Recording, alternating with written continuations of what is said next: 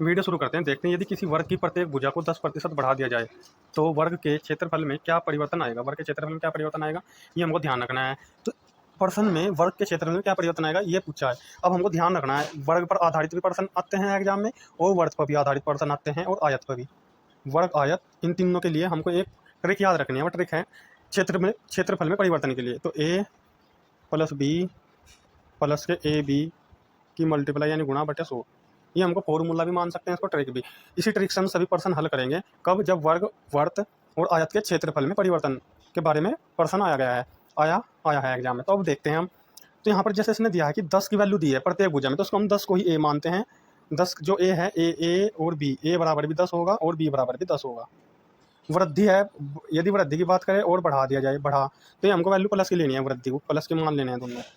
जब वृद्धि या बढ़ाने की बात करें प्लस के लेने हैं। तो अब इसमें हम फॉर्मूले में ट्रिक में वैल्यू रखते हैं। a का मान रखते हैं 10 प्लस b का मान भी है 10 प्लस के 10, a का मान 10, यहाँ पर गुणा इस वाले फॉर्मूले में रख रहे हैं, गुणा 10 बटे 100, ये 10 है। तो यहाँ पर 1 0 से 1 0, 1 0 से 1 0, यहाँ पर बचा 1, यानी 10 प्लस 10 20, 20 में कितने ऐड करेंगे, 1 बचा है यहाँ पर 1, तो आ जाएगा 21%। क्या हो जाएगा, बढ़ जाएगा। वैल्यू प्लस क्या है तो बढ़ जाएगा। आगे बढ़ते हैं, देखते हैं। यदि किसी आयत की लंबाई चौड़ाई, यहाँ पर ए और बी मान है, ए का मान है 30 और बी का मान भी 30, आयत हो वर्ग हो वर्त हो, सभी में यही फॉर्मूला लगाना है जो ऊपर ट्रिक बताइए। 30, ए का मान ही प्लस है और बी का मान ही प्लस है। यहाँ पर वृद्धि की बात करिए, क्षेत्रफल में कितना प्रतिशत बढ़ जाएगा, तो क्षेत्रफल प्रतिशत बढ़ जाएगा तो हम क्या करेंगे, ए प्लस बी दोनों को ऐड कर लें, इन दोनों की मल्टीप्लाई कर लेंगे, ए गुना बी की, क्योंकि यहाँ पर दोनों सेम वैल्यू है, बटे 100। 1 0 तो 1 0, 1 0 तो 1 0, ये हो जाएगा 60 जोड़कर यहाँ पर बचा 3 गुना 3, आ जाएगा 9, यह आ जाएगा 69%। तो ऑप्शन सी सही है। आगे बढ़ते हैं, प्रश्न नंबर देखते हैं। उत्तर प्रदेश उप निरीक्षक प्रारंभिक परीक्षा में आया है। यहाँ पर देखते हैं, किसी वर्ग की प्रत्येक भुजा में, पहले प्रश्न भी वर्ग का था, दूसरा आयत का था, फिर वर्ग का आ गया। वृद्धि 20% की वृद्धि की जाती है क्षेत्रफल में। तो हमको क्या करना है, यहाँ पर ध्यान, वर्ग की प्रत्येक भुजा, तो जो फॉर्मूला है क्षेत्रफल का, उसमें ए बी को ही मानते हैं, वृद्धि है तो प्लस, और बी भी क्या मानते हैं, प्लस की मानते हैं वैल्यू। क्योंकि यहाँ पर वृद्धि है तो फॉर्मूला यह था कि ए प्लस बी यानी ए प्लस बी प्लस के 20 गुना 20 बटे 100। 1 0 या 1 0 या 2 0 कट जाएगी, आ जाएगा 40 जोड़कर 2 की 2 में मल्टीप्लाई करेंगे, कितना आ जाएगा 4, यह आ जाएगा 44%। क्या आ जाएगा, 44% आ जाएगा। ऑप्शन सी सही है। अब इसको एक बार हम साफ करके दोबारा से दूसरी ट्रिक से, इसका एक फॉर्मूला यह है। ये ट्रिक तब लगती है, कब लगती है ट्रिक, जब वर्ग की बात करता है और वर्ग की। वैसे तो सभी के लिए है, क्षेत्रफल के लिए, लेकिन वर्ग और वर्ग की बात करता है तो हमको क्या करना है, सिंपल सा एक तरीका है। यदि वृद्धि है, यहाँ पर जो दिया गया है उसको हम 2 से जैसे 20 की वृद्धि है तो 2 से मल्टीप्लाई कर लेते हैं, या जाता है 40। फिर हमको क्या करना है, जैसे यहाँ पर 20 है तो फिर हम इसका एक बार स्क्वायर करते हैं, 20 का स्क्वायर करते हैं और उससे 100 से भाग कर देते हैं। 20 का वर्ग आता है 400, 100 से डिवाइड करेंगे, 2 0 कट जाएगी, यहाँ आ जाएगा 4। यदि वृद्धि है तो उसे दुगना करके जोड़ देंगे, कमी होगी तो जो स्क्वायर करके 100 से भाग करके आएगा उसे घटा देंगे, लेकिन यहाँ पर वृद्धि है तो उसे जोड़ देंगे, तो ऑप्शन सी आ जाएगा।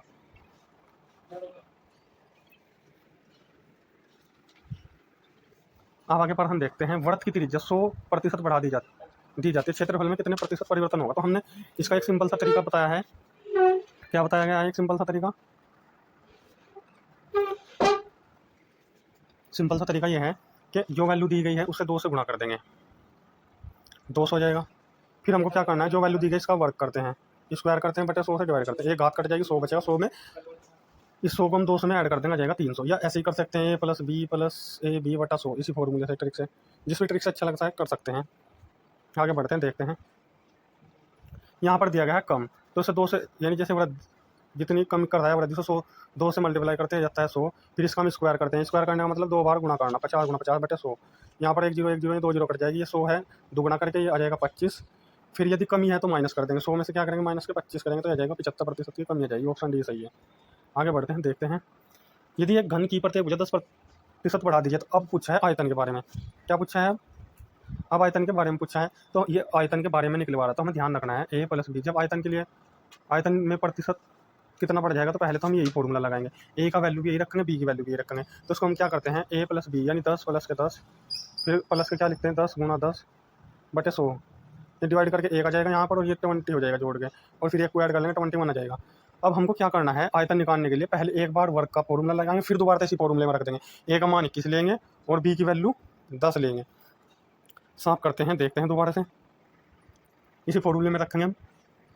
देखते हैं, ए बराबर कितना आएगा 21, 21 और बी की वैल्यू दोबारा से जब इस फॉर्मूले को यूज करते हैं, जो एक बार यूज करने के बाद आता है उसको ए मानते हैं, फिर इसको हम बी मानते हैं। फिर ऐसे ही करेंगे ए प्लस बी प्लस के 21 गुना ए गुना बी है बटे 100। अब यहाँ पर ये जाएगा 31 जोड़कर इस 10 से 10 कट जाएगी। जब 10 से भाग देंगे 21 को तो आ जाएगा 2.1, तो इसको ऐड करेंगे तो आ जाएगा ऑप्शन सी आ जाएगा। आगे बढ़ते हैं, देखते हैं यदि ए का वेतन बी के वेतन से 25% अधिक है तो बी का वेतन ए के वेतन से कितना प्रतिशत कम होगा। तो ये इस प्रकार के प्रश्नों को हल करने के लिए हमको ध्यान रखना है, जितना अधिक या कम है उसको लिखते हैं हम ऊपर।